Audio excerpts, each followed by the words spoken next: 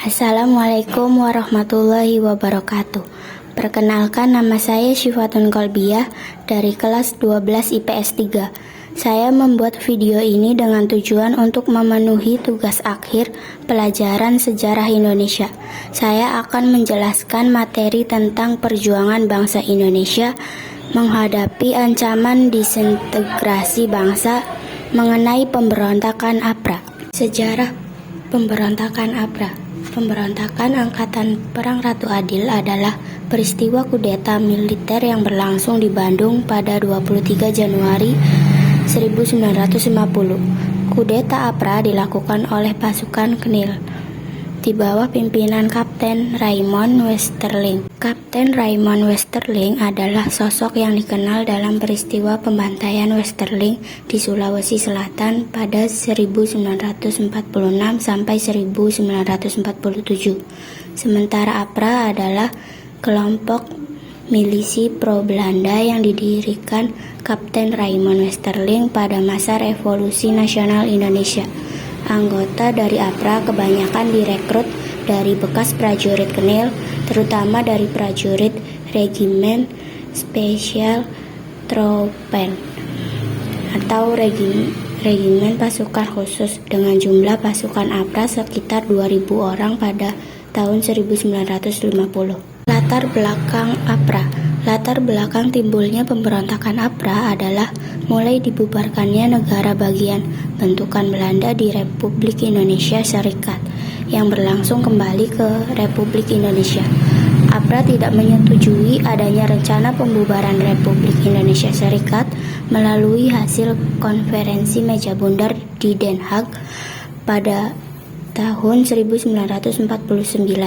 Seperti diketahui, hasil dari KMB termasuk diantaranya memutuskan bahwa kerajaan Belanda akan menarik pasukan KL dari Indonesia, sementara tentara Knil akan dibubarkan dan akan dimasukkan ke dalam kesatuan-kesatuan TNI. Dan hasil tersebut akhirnya APRA dan Westerling mencoba melakukan kudeta pada Januari 1950. Kronologi pemberontakan APRA.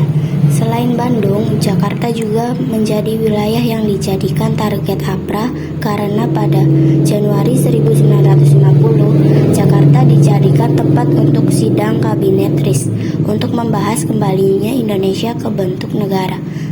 Kesempatan besar APRA adalah Bandung belum sepenuhnya dikuasai divisi Siliwangi serta militer Belanda yang kuat di Bandung.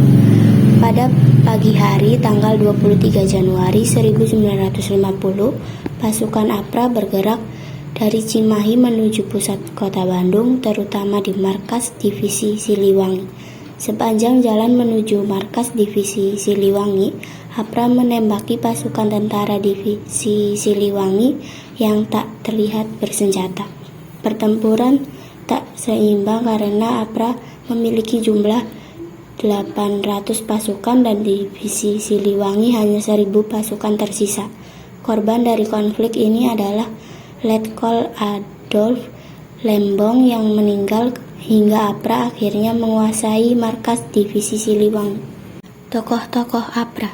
Terdapat 5 tokoh utama yang menjadi dalang utama terjadinya pemberontakan tersebut, yaitu 1.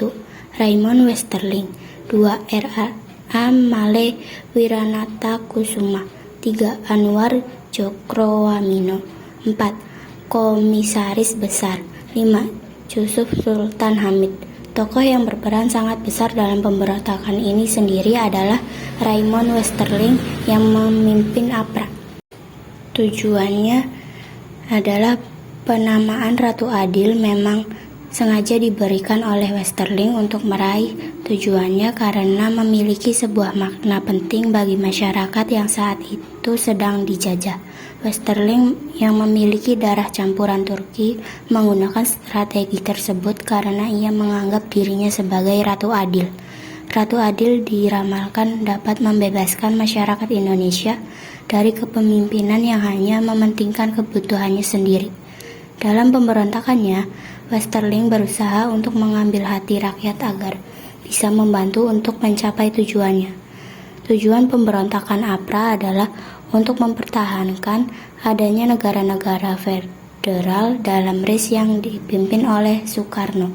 Sebelum meletusnya pemberontakan tersebut, yaitu pada Kamis 5 Januari 1950, Westerling telah lebih dahulu mengirim surat ultimatum kepada pemerintah RIS. Isi ultimatum tersebut adalah ia menuntut agar pemerintah RIS menghargai negara-negara bagian, terutama negara Pasundan, serta pemerintah RIS harus mengakui APRA sebagai tentara Pasundan. Pemerintah RIS diberi waktu selama 7 hari untuk memberikan jawaban, yang apabila ditolak maka akan terjadi pertempuran besar. Akhirnya, untuk mencegah terjadinya tindakan Westerling, tanggal 10 Januari 1950, Muhammad Hatta, Wakil Presiden Republik Indonesia, mengeluarkan perintah penangkapan terhadap Westerling. Namun, Westerling yang sudah mendengar rencana penangkapan tersebut pun kemudian mempercepat pelaksanaan kudetanya dengan menyerang Bandung dan melakukan pembantaian di sana. Dampak pemberontakan APRA. Akibatnya, penyerangan tersebut sebanyak 94 TNI dari Divisi Siliwangi, termasuk Letnan Kolonel Lembong, tewas. Pemberontakan ini juga berpengaruh kepada kondisi keuangan negara dan keamanan rakyat. Walau begitu, dampak positif dari peningkatan dari rasa saling memiliki, persatuan, dan kesatuan dari seluruh masyarakat Indonesia juga kembali muncul akibat peristiwa tersebut. Dari pihak pasukan Westerling, terjadi perubahan saat mereka gagal melakukan kudeta yang kedua. Kegagalan ini menyebabkan adanya demoralisasi anggota milisi terhadap Westerling. Penyelesaian pemberontakan APRA. Pada tahun 1950, Soekarno selaku Presiden RIS menunjuk Hamid sebagai Menteri tanpa portofolio sekaligus Koordinator Lembaga Negara. Menteri tanpa portofolio adalah menteri pemerintahan tanpa tanggung jawab spesifik atau tidak mengepalai kementerian tersebut. Pada tanggal 10 Januari 1950, Hamid melakukan perencanaan lambang negara dengan mengadakan sayembara. Namun di sisi lain, Hamid menjalin hubungan dengan Westerling yang sepakat untuk mempertahankan bentuk negara federal dan tidak puas dengan jabatan menteri portofolio.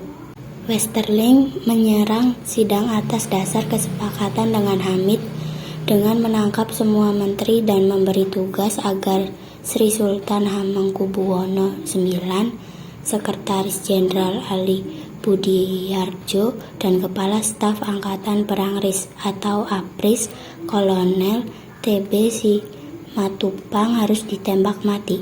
Dr. Andes Muhammad Hatta turun langsung untuk melakukan perundingan dengan Belanda. Hasilnya, Mayor Jenderal English mendesak agar Westerling meninggalkan kota Bandung. Kesimpulan pemberontakan APRA.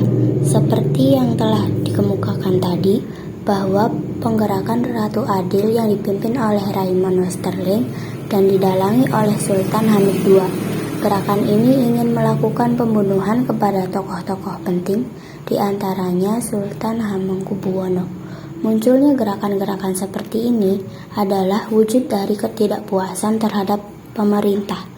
Gerakan Ratu Adil sendiri muncul karena kepercayaan masyarakat Jawa pada saat itu tentang akan munculnya seseorang yang akan menciptakan kedamaian dan ketentraman di Jawa. Kepercayaan tersebut menyebabkan rakyat ingin bergabung dengan Sang Ratu Adil agar keinginan mereka dapat terpenuhi. Namun, itu semua adalah tipu daya yang dilakukan oleh para petinggi negara yang ingin melakukan kudeta terhadap negara. Ratu Adil yang didalangi oleh salah satu petinggi RIS tersebut telah membuat banyak anggota TNI yang berada di Bandung tewas, dan gerakan tersebut sempat menguasai kota Bandung. Dan akhirnya, gerakan-gerakan yang dilakukan oleh orang-orang yang tidak bertanggung jawab dapat ditumpas dengan persatuan seluruh elemen masyarakat Indonesia.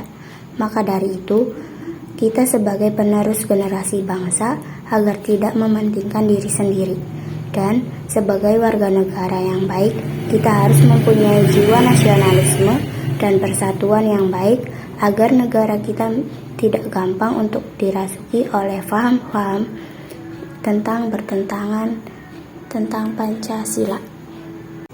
Sekian video penjelasan dari saya mengenai pemberontakan APRA. Kurang lebihnya mohon maaf. Wassalamualaikum warahmatullahi wabarakatuh.